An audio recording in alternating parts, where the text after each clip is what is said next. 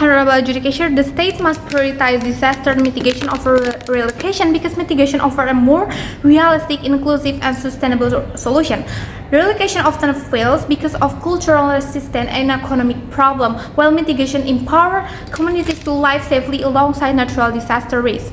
Honorable Adjudicator, Indonesian disaster management history empirically proves that relocation policies without economic reconstruction are a systemic failure.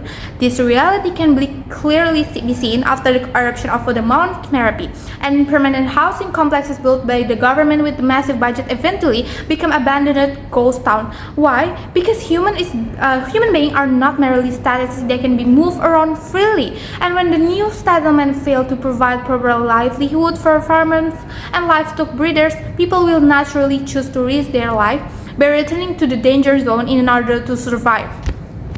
Therefore, by prioritizing mitigation, the state is not only fulfilling its duty to protect life, but also protecting its sovereignty of citizens' basic rights, safeguarding them from disaster without destroying their socio-economic stability and the living space that sustain them.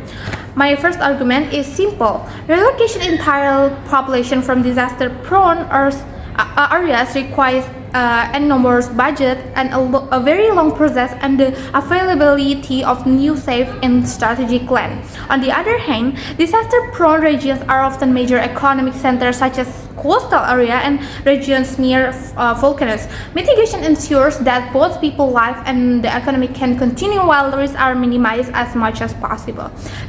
Physical mitigation such as earthquake-resistant infrastructure and early warning system has been proven to drastically reduce casualties without uprooting communities from their cultural roots. Meanwhile, relocation often creates social and cultural problems that harm society.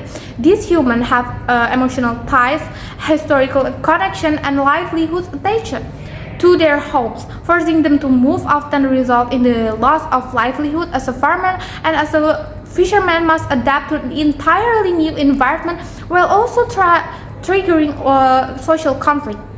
By prioritizing mitigation, the government protects citizen rights while also preserving their socio-economic life. Our second argument is based on Indonesian geographical reality. If we carefully examine Indonesian landscape, we will realize that natural vulnerability here is widespread, not isolated. Almost no part of this country is completely free from earthquake, volcanic eruption, or hydrometeorological disaster. Therefore, what kind of special logic does the opposition use when they insist of relocation? Because moving people from one place to another place in Indonesia is often just exchanging one disaster risk for another, not eliminating the risk altogether.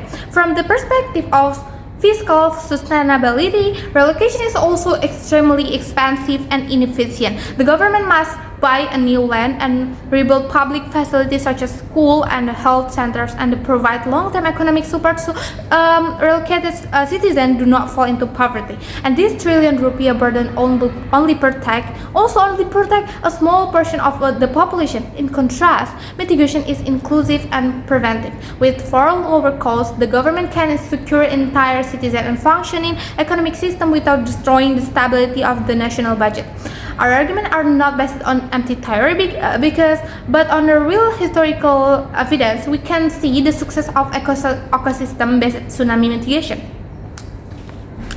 In Pangandaran coastal areas, instead of relocating fishing village away from the coast and destroying their livelihood, the government and local communities choose resilient mitigation strategies, planting mangrove as natural green belts and strengthening evacuation education regularly. And this opposition team may argue that human life is priceless, and as long as disasters are still possible, mitigation will never be 100% safe.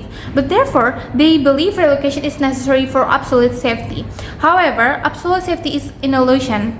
No place on the earth is completely free from disaster risk. Mitigation prepares communities to become resilient through early warning system, disaster education, and safe infrastructure. Moreover, relocation takes years because of bureaucracy and infrastructure development.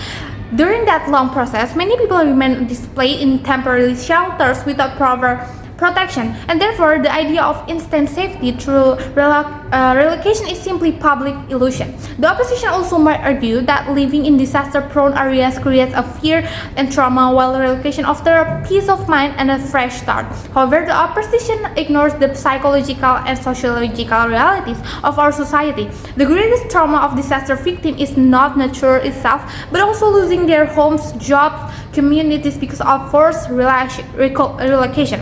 When farmers are moved into the urban apartments or fishermen are relocated inland, their identities and livelihood are destroyed. They become newly improvised and feel like a stranger in their own country.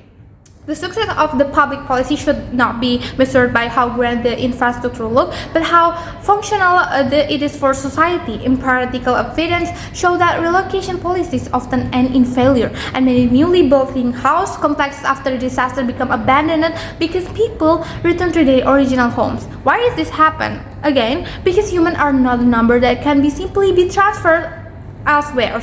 When the new living space fell into support their livelihood, and communities naturally return to danger zone, relocation fails to solve the root of the problem. Mitigation, on the other hand, creates the empowered safety through simulation, education, and resilient infrastructure. People are no longer fear disaster because they know how to respond. We transform passive victims into resilient communities, and the best solution we offer has already been historically proven through ecosystem-based resilience.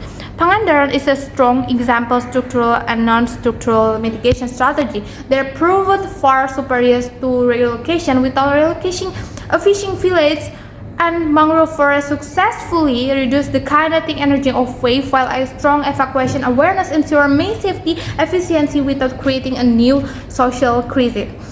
Instead of destroying entire fishing communities through mass relocation, the government strengthened natural mangrove barrier and integrated evacuation education into daily community life. The results were impressive.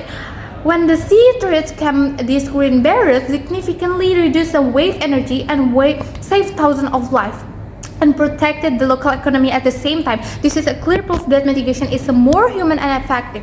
Relocation will always struggle in Indonesia because of the limited scale of budget and strong cultural resistance from local communities.